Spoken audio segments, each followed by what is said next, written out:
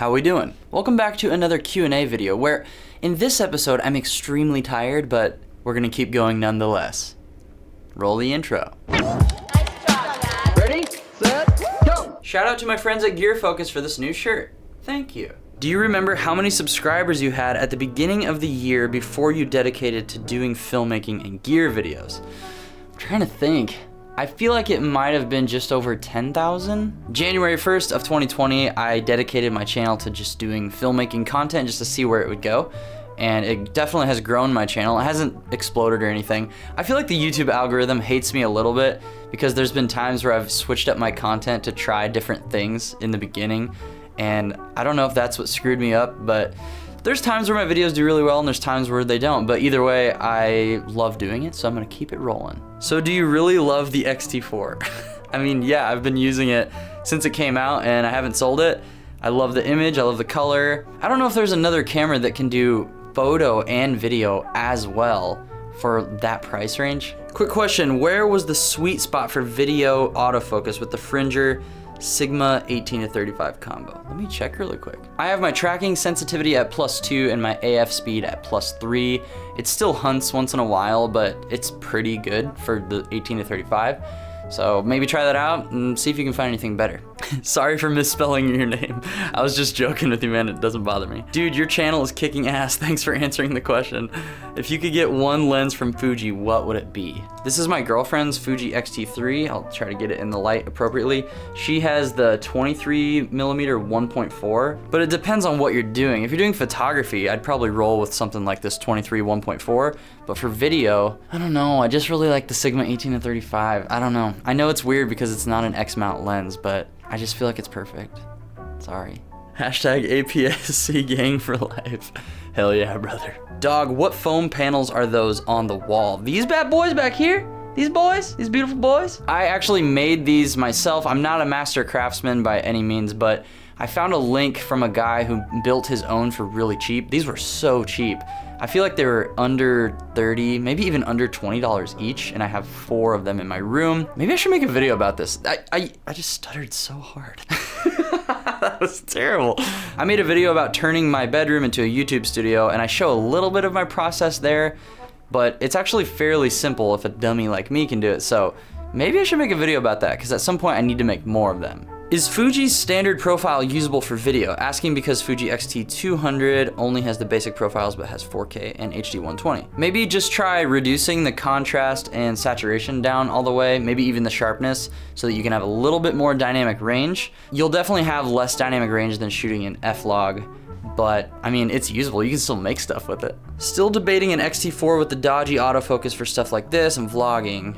Was this on autofocus or manual focus? I am filming this in autofocus right now. It does a really good job for very simple stuff like this, where you're just getting close to your microphone. When you start to introduce a lot of moving elements into your frame, or you're moving the camera a lot, it doesn't do as good. It's still passable. It's not terrible by any means. If I can get good results like this with the 18-35, I'm sure you can get good results with an X-mount lens.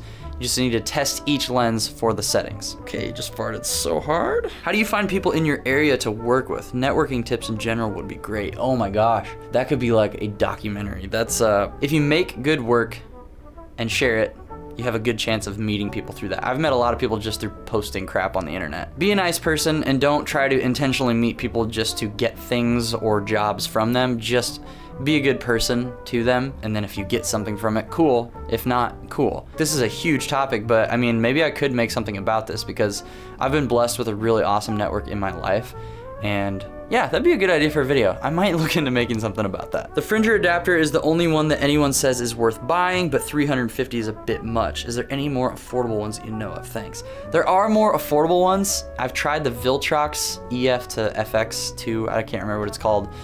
Did not like it. Negative review, 10 out of 10, would not buy again. It's worth just balling up for the Fringer because of the quality, the build quality, the fact that the aperture ring is built into it, and you get really good autofocus performance with an adapter, which is really rare. What is your process for creating more artistic and creative videos like music videos? Where do you draw inspiration from? That's a really good question, Daniel. Thanks for asking. One of my favorite music videos I made was for a band called Hold Close. I love those guys. It was called Tropical Depression. Basically, for that video, I had to make a pitch to send to their label to get it approved, and so I felt pressure to really come up with something good. So I feel like that was one of my better ideas that I actually just came up with. So what I did was I just put my headphones on and turned the song on, closed my eyes, and just anything that was visually happening in my brain, I started to jot that down. And then after a while, I just came up with that idea for that video. It was really simple, but I like how it worked. Another method that I've used is kind of projecting my own issues and struggles into a music video. I did that with the ones that Brad Jones and I made. I really like that video as well. That was such a fun weekend making those videos with them. So a lot of times I'll just draw from my own struggles or issues and then kind of make it into a story or a concept and not completely literal. I don't know, I'm not the best director or writer in the world. That's just how I've done things in the past. Connor McCaskill says, where do you get all your Fuji juice? Does it come from the XT Forest?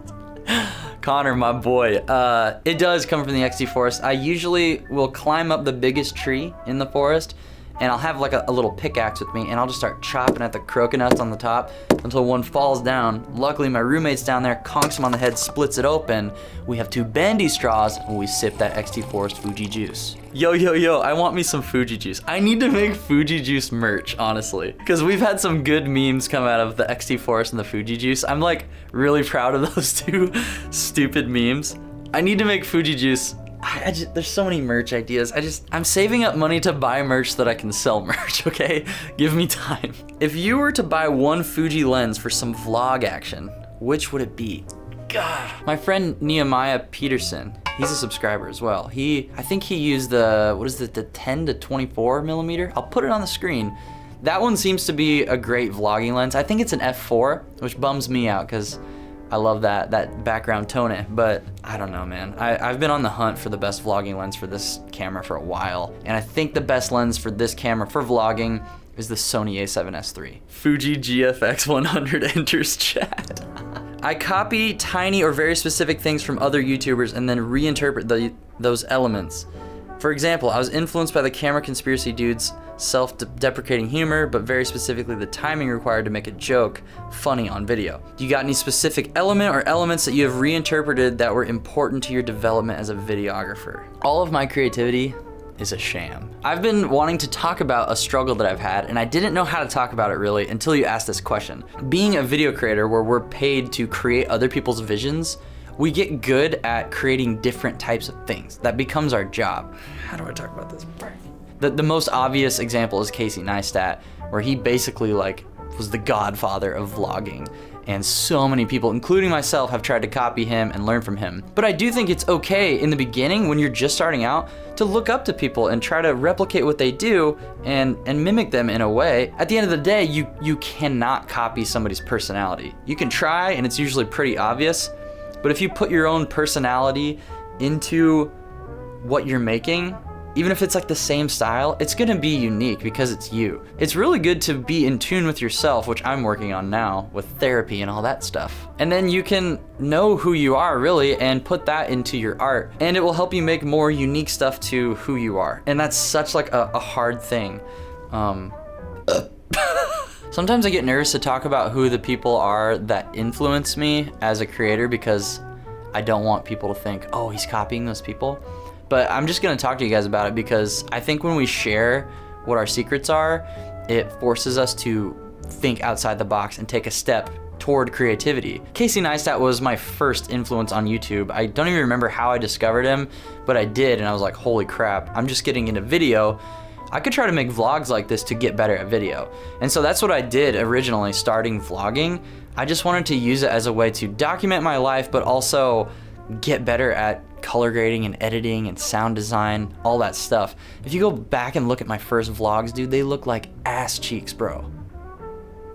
Badass cheeks. I also really like H3H3 Productions and PewDiePie. I love PewDiePie's authenticity, even through his controversies and stuff. He's very open and authentic. And then the sketches from H3H3 have always been an inspiration to me, just how they would get into character and dress up and like go into this mode. A lot of the content I watch is not vlog stuff or camera stuff. I do watch some of that, but I try not to absorb all of it so that I'm not copying the other people in the world that I'm working in. Most of the stuff I watch is gaming content.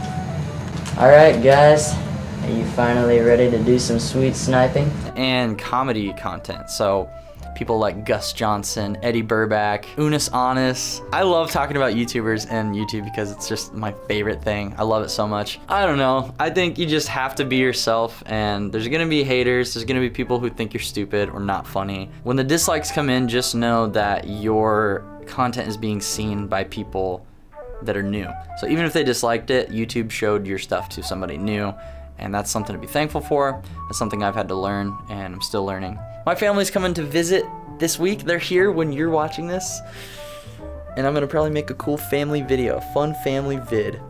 Good old home movies. All right, thanks for watching. Love you guys. Hopefully my pits aren't too sweaty. Oh, they're good. See you later.